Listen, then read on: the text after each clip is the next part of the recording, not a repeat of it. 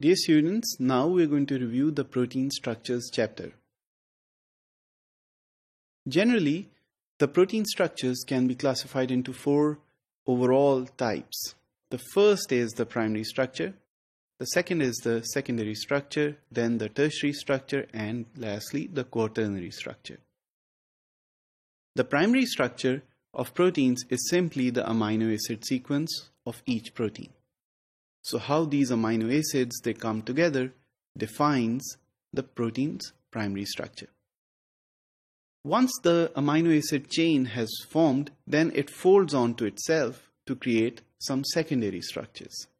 The secondary structures include alpha helices, beta sheets, loops, coils, and several others.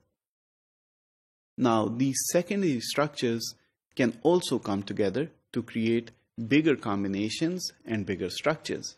So these are the tertiary structures. Typically, a tertiary structure defines the complete structure of a protein. Now, if two proteins they come together and create a complex, then a quaternary structure or the 4' structure is created. There were two generally applicable techniques for measuring the protein structures. So the first one is the X-ray crystallography and the second one is the NMR spectroscopy.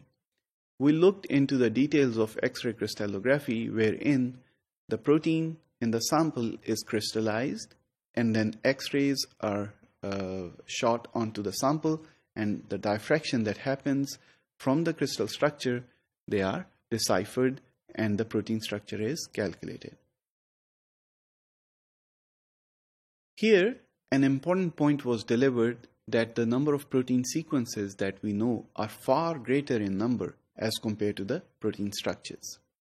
So, why is there such a large gap between the known protein structures and the known protein sequences? The simple answer to that was that the structural determination methods are very complex, and the proteins that we are trying to structure are easily degraded. So sometimes a protein may not be crystallized or it may not be soluble. So how can you determine its protein structure? Of course, there are some experimental strategies to overcome such hurdles, but generally these are the reasons why we only know a very small number of protein structures. So as I was mentioning, so there were four general types of protein secondary structures: the alpha helices, the beta sheets, the loops, and the coils.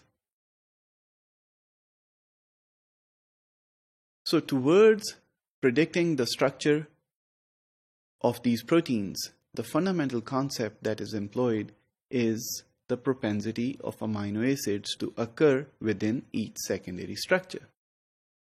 Now, you just looked at alpha helices from several proteins, and then you saw which amino acids were present in the alpha helix. Next, you looked at a beta sheet, and then you looked at which amino acids were present in that beta sheet. And you repeated this entire process for the entire protein database.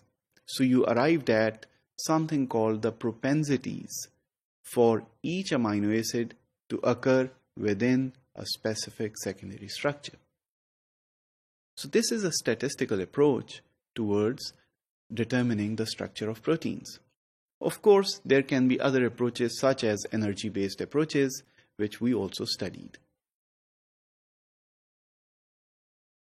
Now towards the algorithms, so we looked at the Chow-Fasman algorithm, which is a propensity-based method towards predicting the secondary structures within the proteins.